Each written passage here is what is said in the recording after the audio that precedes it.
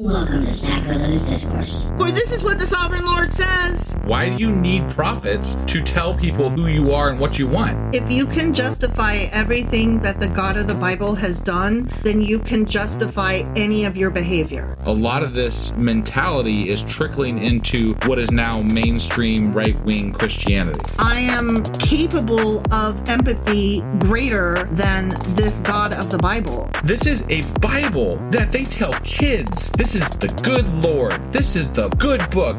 He is fantasizing about murder, mass murder. Head over to sacrilegiousdiscourse.com right now to find out how to leave us a review or support us on Patreon.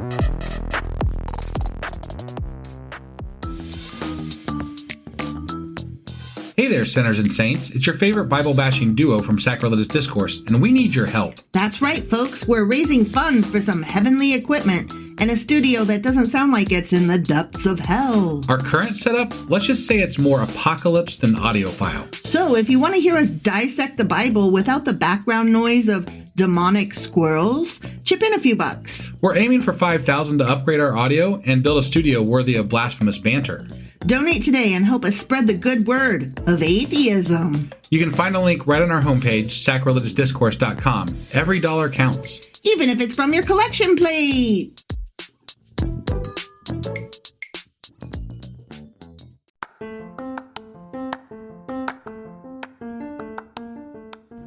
Welcome to Sacrilegious Discourse. I'm husband. And I'm wife. Together, we're reading the Bible for the very first time. We grew up without religion and wanted to know what all the fuss was about. Well, what have we learned so far? That God is a dick, and apparently some people believe in talking donkeys. We're not trying to pass ourselves off as experts. Nope, we're just reading the Bible for the first time and giving our first take reaction. If you'd like to join us in this venture, you might consider starting at episode 1. Otherwise, jump in wherever you like. All right, let's go read the Bible. Yeah, let's get to it. Husband! Wife! Do you know where the fuck we are? We are in Ecclesiastes. We are! Yeah. And I'm really enjoying this book. I am too. It's oddly satisfying. It is. And I think specifically it's oddly satisfying for somebody who is a non-believer. Mm-hmm. And I think maybe that's not entirely true specifically to atheists, because I've heard from many of our people who are ex-Christian that this is one of their favorite books as well. Right. And I don't think it stemmed from them becoming an atheist, maybe, but just the beauty of it and the wording and everything. This person is feeling hopeless. Yeah. Now, I don't know where it's going to go, where they're going to find hope, if they're going to find hope, but thus far... It's fantastic. Yeah. I mean, for the Bible. I caveat that with for the Bible. Yes. Because we're in the Bible. Because always caveat it. For the Bible. Footnote, Bible. So I believe last time we did Ecclesiastes chapter 3. Sure as fuck did. Which means today we're going to be getting into... Ecclesiastes chapter 4. Awesome, let's go do this. Okie dokie.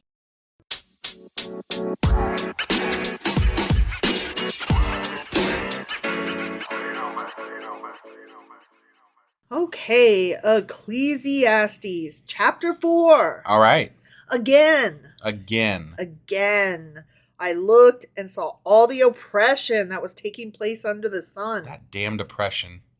That's been happening forever. Right? It's been happening for ages. Seems like it never ends. Over a couple thousand years now. I mean, right? All of humanity, maybe. Apparently. Yeah. I saw the tears of the oppressed, and they have no comforter. Ooh. Okay. Power was on the side of their oppressors, which that's generally how that works. Oppression works. Yeah. And they have no comforter. And I declared that the dead who had already died, which again, that's how that works. The dead are usually dead. Yep. Are happier than the living who are still alive. I'm going to argue that point. I don't think dead people can have emotions. Right. I am going to agree with you, because either they're dead and gone and done. Right. Or religion-wise, they're where they're supposed to be in their little afterlife place. Right. But then you could apply emotion to them hypothetically. Okay. Maybe. But you're telling me that people in heaven are less happy than people on earth living? No. See? Well, but maybe they're in hell. But, okay. I'm just saying, if we're going with afterlife. Okay, but he didn't specify. He just said living people are not as happy as dead people, or dead people are happier than living people. No, and I think that that's a very morose, I'm using that word too much lately, but it's a very dark statement. Right. That is just... Might as well be dead. Better to be dead than alive. Right. It's the depression issue that's coming up throughout this so far. Yeah. So I believe that's how I'm taking it in anyway. Oh, shit. But better than both is the one who has never been born. Damn. Who is not... Tell me that's not something that every teenager is... I wish I'd never been born. Or, I didn't ask to be born. Right. Who is the unborn person who has not seen the evil that is done under the sun. Damn. Okay. So better to not even have been born so you don't see that evil. I can agree that there is evil that is it's a thing where older people become more and more cynical, right? Yeah. Because you see more and more injustice in the world and more evil, I guess you could say. Sure. And I don't really believe in evil. Young people don't have the manners that we had when I was a kid. Sure, right. Boy, people are getting ruder and ruder all the time. But I argue this point to the extent that I think that cynical behavior in general, and I will admit, I am more cynical than I was when I was younger. Yeah. And I think it's inevitable, right? Sure. But also, I think that countering cynical behavior has to do with forward motion, right? Yes. You have to be able to say, I'm going to do something to rectify that situation. I want to do something to rectify that situation. And I fall into a very, very bad habit of being cynical and allowing it to be an excuse to be lazy and wallow. Sure. And I think a lot of people do that. Right. But you also recognize the good that it would do to stop doing that. Right. I'm just saying it's really easy to be like, everything sucks, why bother? And let that be the end of the sentence. Yeah. And that's with me, my latest entry into this is that I've become more and more cynical with regards to politics right now, sure. Right? And so I start examining, I've done this recently, where I'm examining what is going on in the political landscape, especially here locally in Ohio, where we live. Right. And I'm saying to myself, okay, you're cynical, you're jaded, you're pissed off at the way things are going and the way things might go, right? What are you going to do about it? What am I going to do about it? Right. And I know that we have a bit of a platform, so I'm not going to say that this is available to everybody in the same way that I'm doing this, but I actually took the initial... I had one of our people on Discord mention somebody that's running for office here in Ohio that's a trans candidate in one of the state houses, that's state house openings that's coming up in our elections. Right. And so I took that opportunity to reach out to that person, and I've heard back from them, and we've been in a little bit of a discussion. Right. I'm very excited about the possibility of getting more involved in local politics. And it changed my whole mindset as to how I feel about that. Right. You know, like just doing something with forward motion to change how I feel helped. And it may not change a goddamn thing except for that, but at least you tried. At least I tried, yeah. And maybe I've made some better connections that help later down the road too. You know, like I've done something to move forward instead of just sitting there becoming more and more pissed. Yeah. So that's all. I know I went on a bit of a rant there. I apologize. No, I agree with you because, like I said, it's very easy to fall into that. It's easy to fall into thinking everything sucks and just stopping there and not getting angry and allowing that anger to fire you forward, to fuel you and fire you forward. Right, right. And I'm more of the everything sucks type. And you're like, everything sucks. Let's fix it. Right. Which I appreciate in you. Yeah. That's all I was saying. Yeah. Yeah. And I saw that all toil and all achievement spring from one person's envy of another. This too is meaningless. A chasing after the wind. I love the chasing after the wind that we keep coming back to. Yeah. Envy. Yeah. Really? He thinks that all motion forward for people. Toil. All toil. And all achievement. And all achievements is based on envy from other people. That's what he says. I don't know how I feel about that statement, but okay. I'm gonna have to mull that one over a bit. I know that that's not true because agriculture in and of itself is one of the defining points. Like the creation of agriculture is one of the defining points of moving humanity forward from a nomadic to a stationary society, able to start creating more and being able to take care of itself and its citizens, and to become a society, and you don't know a thing until like they weren't jealous of other people already having agriculture, they worked as a community to create these cultures and create these societies. What it actually came from was not envy, but from laziness. Hear me out. Let me finish. I know how that sounds, but agriculture comes from laziness because we work hard in order to make life easier for ourselves. So it's a active lazy, not like just a couch potato lazy. Work harder, not smarter. Yeah. Well, or work smarter, not harder. Sorry, I said that backwards. It's instead of, walking 100 miles to the nearest water, it's how do I make the water come to the crops? Sure. Right. So we're trying to make life easier and less cumbersome. That's what I mean by lazy. Right. And so that's where it comes from. Not envy. It comes from a need to make life easier. Right. Either for oneself or from the society as a whole, which selfishly allows us to make it easier for ourselves. Well, and the reason I said I had to mull it over is because I am a bit of a competitive person, right? So I do base some of my actions on competitiveness, but I like to refer to it as healthy competitivism. Yeah. I like to push myself by measure of other people sometimes. Yes. And it just helps gauge where I'm at. At work, you always succeed more when somebody at your workplace is better than you. Yeah. You just do. Right. And not because you want to bring them down, but because you're like, oh, there's a way I can improve. You look at it as a self-reflection. What can I learn from this person? Yes. Yeah. Which, again, I mean, not that I'm trying to, suck your dick here or anything, but, it's just another one of those things that I do love about you and admire about you. Sure. So, God, I sound like I love you or something. Yeah, I that's keep weird, complimenting isn't it? you. No Weird. more. Yeah. No more of that. Mm-hmm. Fools fold their hands and ruin themselves. Better one handful with tranquility than two handfuls with toil and chasing after the wind. Okay. What? It's a odd statement there. Better one I handful with tranquility.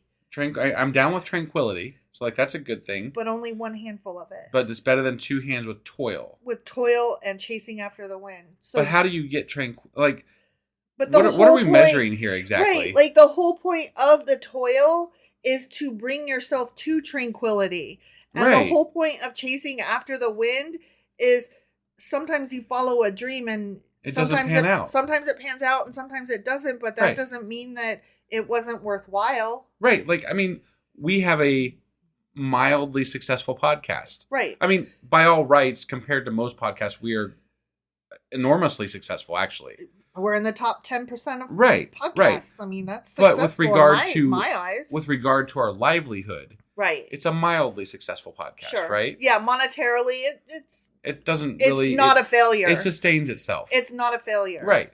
So I wouldn't... and we've toiled at this for over 3 years now. Yeah. Right? Yeah. But I wouldn't say that... Let's say that this never goes any higher than where we are now. Let's say that the fan base that we have is all that we'll ever have, right? I will not count that as a loss. No. I've had a great time. I've enjoyed this adventure. I've enjoyed it immensely. I've learned a lot. We've met some awesome people. Yeah. I mean, to me, that's the success right there. And we've learned so much. Right. You have to enjoy the toiling that you're doing. That's important. Look, I don't want to discount the destination, but sometimes it fucking really is the journey, my guy. Right.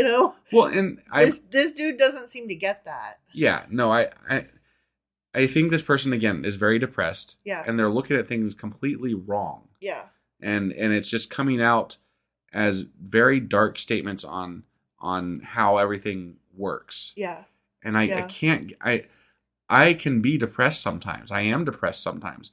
But I would say you're down sometimes. Okay. All right. I think the word depression as a clinical term has been misused by society. So I wouldn't say that you are depressed sometimes. I would say sometimes you're beat down by the struggles of our toil. Okay.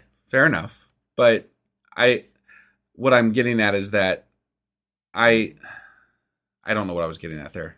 But sorry. No, that's all right. It's all right. I was just gonna say something along the lines of I can't not work towards making something better. Even if I'm depressed, I know for some people that's debilitating. So like I'm not saying that I represent everybody, right? But when I'm depressed, yes, it might sit on me for a few days. But eventually I'm going to say, okay, I have to do something to rectify this. I have to do something to get myself out of this funk, Right. And I want to recognize that other people don't have that same ability to do that. So I that's why I kind of stopped myself and kind of stuttered on that whole statement. So that's why I had to interrupt you because that's not clinical depression. That's a funk. I appreciate that. Thank you for stopping me. And well, I only had to stop you because I actually have clinical depression. Yeah, and there is a difference between your funk. That's why I paused. Yeah. So it occurred to me halfway through my remark that okay. And I had to think about it. No, that's fair. I mean, it is totally fair because part of fighting depression within yourself is determining, is this a debilitating mental state or is this a funk? And if it's the one, okay, what do I do to change my quote unquote mood? And if it's the other, what do I need to do to change my clinical state? Right. Does that mean medication, therapy, whatever else? Sure. That entails. And then mustering the help or self-will to do those things. Making that phone call. Right. Yeah, making that phone call. Sometimes fucking sucks. Sometimes fucking sucks. Yeah. I've been playing phone tag with a new counselor, and let me just tell you, a person who suffers from depression, that's like the fucking worst. Yeah. Because a person who suffers from depression and does not like talking on the phone as it is. Yeah. Having to play phone tag is like, let's not. Right. Right. It plays into the everything sucks, might as well give up. Right. So I totally get it. Sure. Again, I saw something meaningless under the sun. Don't we all? There was a man all alone. He had neither son nor brother. If he was all alone, that means he also had neither daughter wife or friends sister. Or anything. Yeah. Probably not even a dog. Maybe a dog. You think so? They didn't count dogs as friends back then. Got it. He might have had a dog. We just don't know. What about cats? Were they counted as friends? That I don't know. Okay. I don't know. Got it. There was no need to his toil, yet his eyes were not content with his wealth. Oh, I apologize. I read that wrong. There was no end to his toil. I don't know why I said need. There was no end to his toil, yet his eyes were not content with his wealth. There was no end to his toil. That sentence is dumb. Right. Okay. If there was no end to his toil, why would he be content with his wealth? Of course he wasn't. He's like, I just got to keep toiling. Right. But sometimes continuing to toil after you have wealth is not... Okay, I'm going to speak for myself here. If I was a wealthy person, do you think that I would stop working? No. You would find something. You are a busy person. I guess what I'm arguing here is the word yet. I think it should say there was no end to his toil and his eyes were not content with his wealth. Okay. Yeah. That maybe makes a little bit more sense. Yeah. The word yet doesn't go there. Right. They're like, he breathed oxygen, yet he inhaled again and again. And I'm like, no, the yet doesn't go there. It doesn't go there. Right. Okay. For whom am I toiling? He asked. And why am I depriving myself of enjoyment? Yeah, smoke a J. I guess at least he's acknowledging it. So sure. Yeah. This too is meaningless. A miserable business. Two are better than one because they have a good return for their labor. If either of them falls down, one can help the other up. but pity anyone who falls and has no one to help them up. All of a sudden, we're talking. This is about like the Ebenezer partner? Scrooge, story. Like, you can't, like, this is like exactly what that is based on, right? Like Scrooge, the old person that's got no friends, no family, and just toils until they die, right? You gotta find someone. You gotta recognize that happiness, and you gotta embrace family. You gotta embrace friends. You gotta embrace people into your life. Otherwise, it's not worth anything, right? Find me somebody to love. Right, but I mean, I can appreciate that sentiment a little bit. I think that people in your life is very important. Sure. And I can appreciate that toiling to toil just for yourself is toilsome. Yeah. It's so toily. Also, if two lie down together, they will keep warm. But is that what they're gonna do? But how can one keep warm alone? I could tell you. Do you have a plug? My good sir. Do we put an Amazon link for that? No. I mean, you just need a better blanket, I think. Yeah. Right? They got those heated blankets even. Right? Yeah. Oh, I love my heated They didn't have them blanket. back then, though. But they have a lot of blankets back then. If he's cold at night, get a that's few more his layers, own problem. right? Yeah. Yeah. Get that hearth If going. he's got wealth. It said that he was toiling and he wasn't happy with his wealth. He can afford another fucking blanket. Yeah. He can also probably afford somebody to come, warm his bedside. That's true. So if he is cold at night, that's his own problem. Right. And I don't feel sorry. That would just mean he's miserly. Yeah. So. Yeah. Get another blanket, y'all. Right. Don't be cold. Yeah. And if you can't afford a blanket, then a hay penny will do. And if you haven't got a hay penny, then God bless you. I have no idea what that's from. I don't know what you're talking about. What is it? Hold on. Put a penny in. It's something about put a penny in the old man's hat. If you haven't got a penny, a hay penny will do. If you haven't got a hay penny, then God bless you. Then God bless you. You may have sung that for. I don't. It's not the magic penny. Is this from something? Is this just like a childhood song? This is like a childhood song that everybody knows. Hold on. Oh, apparently not everybody. Oh, I got it. It's a Christmas song. It goes, Christmas is coming, the geese are getting fat. Please to put a penny in the old man's hat. If you haven't got a penny, a hay penny will do. If you haven't got a hay penny, then God bless you. Then God bless you. Got it. It's Christmas is coming. Got it. And the geese are getting fat. Okay. You don't know that one? It's a Christmas song. Sure. It sounds great. Everybody knows it. I'm sure you're right, except me. Right. And I'm the only one. Now I'm going to find out that nobody knows it. We're going to hear from one of our followers. Don't assume everybody knows the things you know. Blah, blah, blah. Not everybody knows it. Okay, but a lot of people know this song, I'm telling you. Yeah, okay. But it always happens, though. Well, fuck off is all I got to say. In the nicest way possible. Well, yeah, affectionately, of right, course. Yeah. Fuck off affectionately. Yes. With your extra blanket and your dildo. Though one may be overpowered, two can defend themselves. I mean, if you're really strong, I think one person could. He toils all day. He toils. So he might be a really strong dude. I am certainly not an advocate of guns. But if you had enough guns, yeah, that could work too. One could overpower. Set traps. You could be a really good trap setter. Traps, right? Yeah, bow and arrow. There's ways to do this. Yeah. Get yourself a good alarm system. A moat. I've always wanted a moat. Ooh, I want to build a moat. Right? Yeah. A cord of 3 strands is not quickly broken. A cord of 3 strands. Yeah, because you braid it. Okay. You know, have you seen that trick where you've got like 3 threads and one you can like break very easily, but then when you braid them, suddenly you have like this thick ass rope, and you're like, right. "The fuck!" And it's amazing. Have you? I have seen. Yeah, I know. Or how like with the twigs, right? Like this is like a thing you do with little kids, right? You show a little kid a twig and they break it, and they're like, "Yeah, it's easy." What? Right. Now break it again. Then you give them 3. Right. And you're like, "Okay, break these," and they can't do it because 3. Yeah. It like multiplies the strength of 1, not times 3, but like times 10. It's true. It is true. Fold a paper in half 100 times. You can't do it. So you know what that paragraph was advocating for was not to get a love in your life, but a threesome. Or a kid. Oh, yeah. Better a poor but wise youth than an old but foolish king who no longer knows how to heed a warning. The youth may have come from prison to the kingship, or he may have been born in poverty within his kingship. Okay. Poor but wise than an old but foolish king. Well, yeah. I suppose, sure.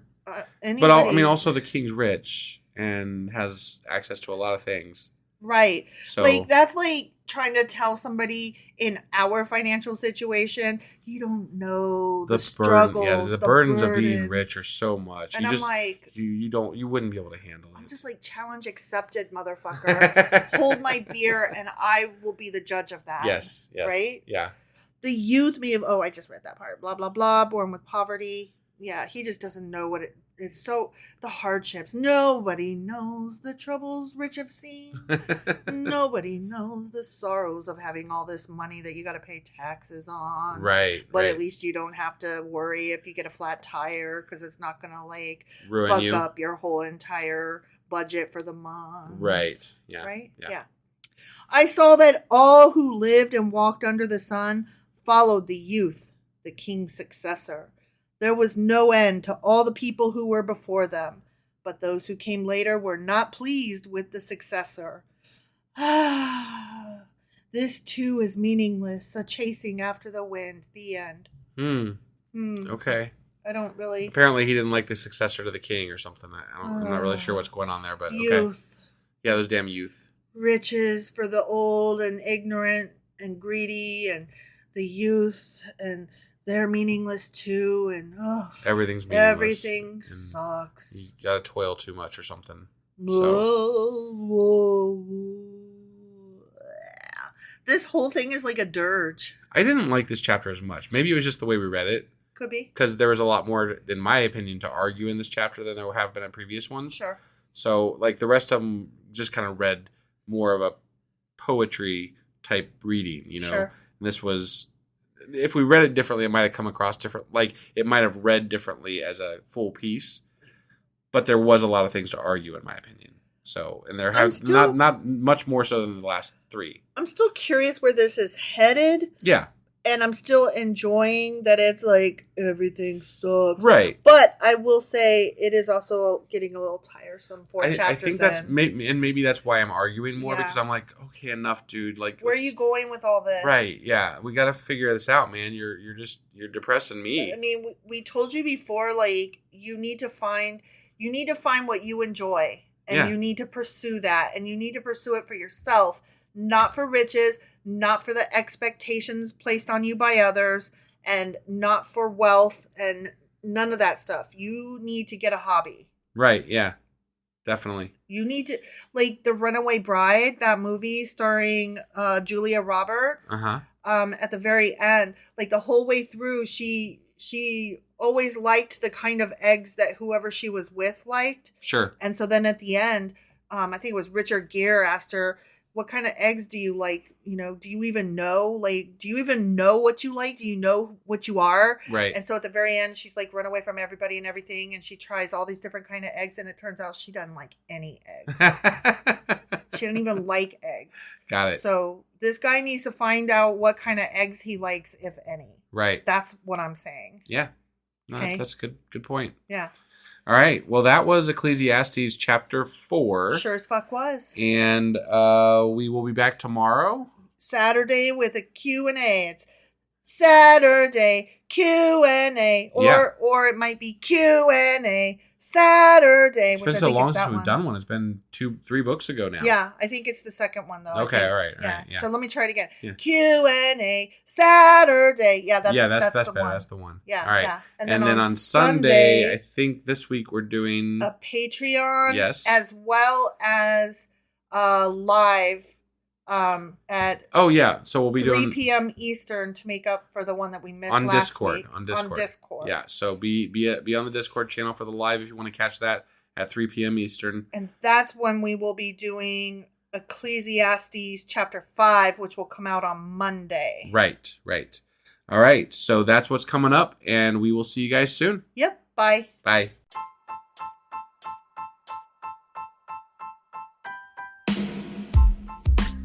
Hey wife, I guess that's the end? But husband, that's just sad. It doesn't have to be. We are on lots of social media platforms like Twitter. Our handle there is sacrilegious_D. For D's nuts. Oh my god.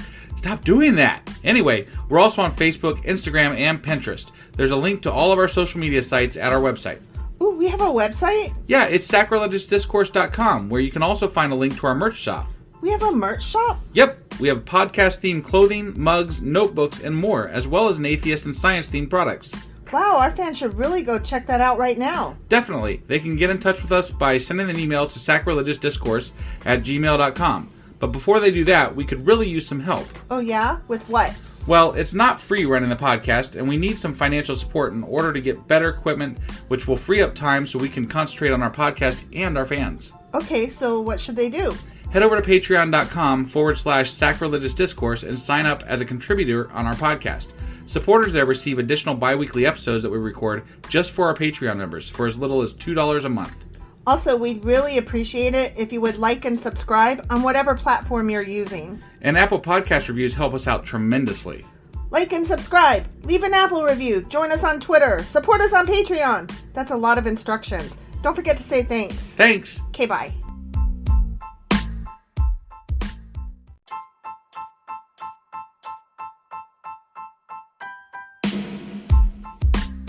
Hey wife, I guess that's the end?